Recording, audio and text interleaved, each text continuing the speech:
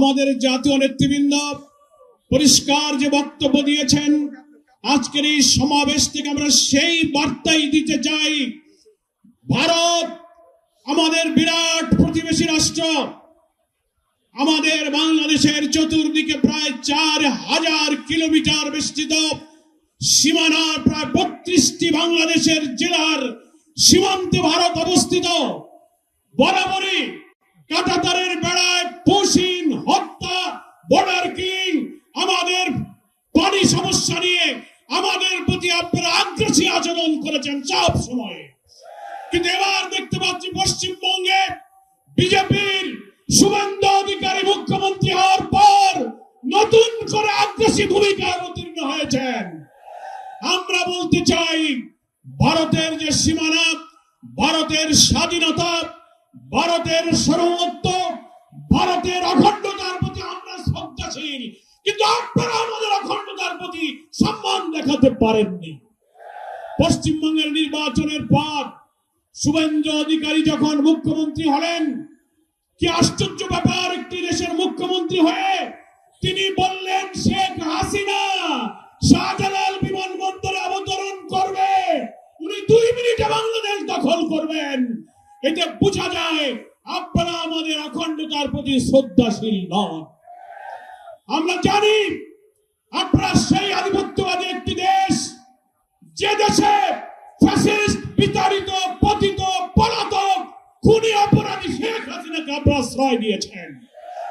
আপনারা ওসমান হাদির খুনি ফয়সালকে হাতে পেয়ে বাংলাদেশের কাছে হস্তান্তর করছেন না। প্রতিদিন আপনারা পুশিন করছেন।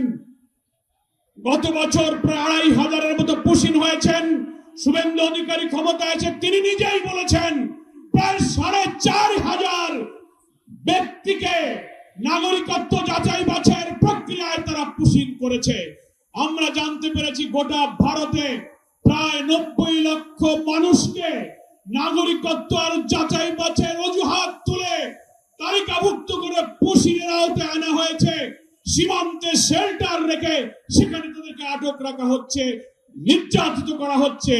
আমরা পরিষ্কার বলতে চাই, আমাদের বীর বিজিবির সৈনিকেরা সীমান্তে যে সাহসিকতার পরিচয় দিচ্ছেন, সীমান্তবর্তী প্রায় 32টি জেলার বীর জনগণ এই পুশিনকে তারা প্রতিরোধ করতে শুরু করেছেন।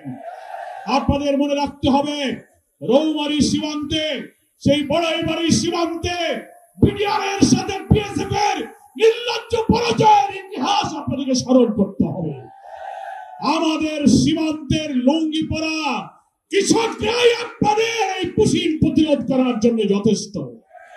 তাই আজকে 11 দল যারা আমরা আমাদের অখণ্ডতা, আমাদের স্বাধীনতার লাল সবুজ পতাকাকে সমুন্নত রাখতে বদ্ধপরিকর, আওয়ামী ফ্যাসিবাদকে বিদায়ের পর ক্ষমতাসীন বিএনপি সরকার জনগণের কাছে দেওয়া প্রতিশ্রুতি বিশ্বাস ভঙ্গ করে আবার সেই ফ্যাসিবাদের পথে যাত্রা শুরু করার প্রেক্ষাপটে আমরা 11 দলীয় ঐক্য বাংলাদেশে জনগণের আকাঙ্ক্ষা পূরণের জন্য আবার আমরা আন্দোলন শুরু করেছি।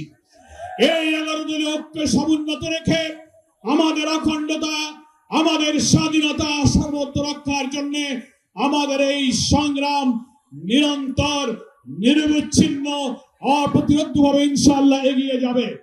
আমরা ভারতীয় সরকার এবং দেশের স্বাধীনতা সার্বভৌমত্বের প্রতি যেমন সম্মান দেখাই, তেমনি বাংলাদেশের সীমানা, আমাদের এই ভূখণ্ডের পানি সমস্যা, সীমান্ত সমস্যা, ব্যবসা বাণিজ্যের সব ক্ষেত্রে ন্যায্যতা, সমতার ভিত্তিতে আমরা সম্পর্ক চাই।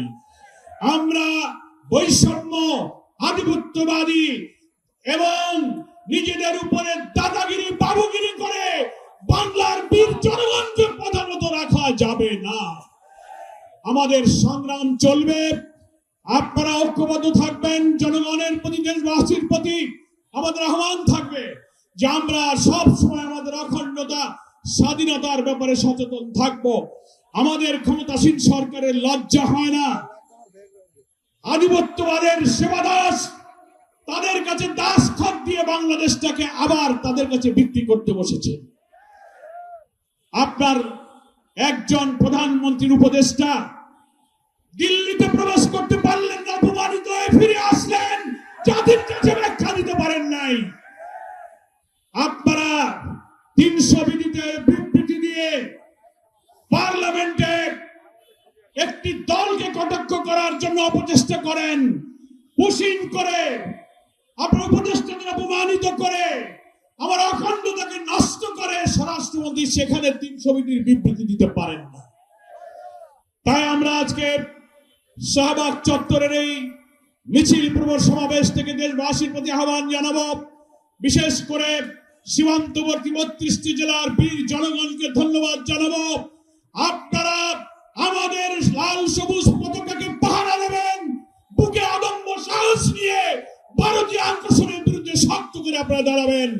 বিজেপির বীর সৈনিকেরা যে সাহসিকতা দেখাচ্ছেন, বিএসএফ এর লোকেরা বিজেপিকে গুলি করতে চেয়েছে, ভিডিওতে দেখেছেন, বলে আমরা গুলি করে দেব।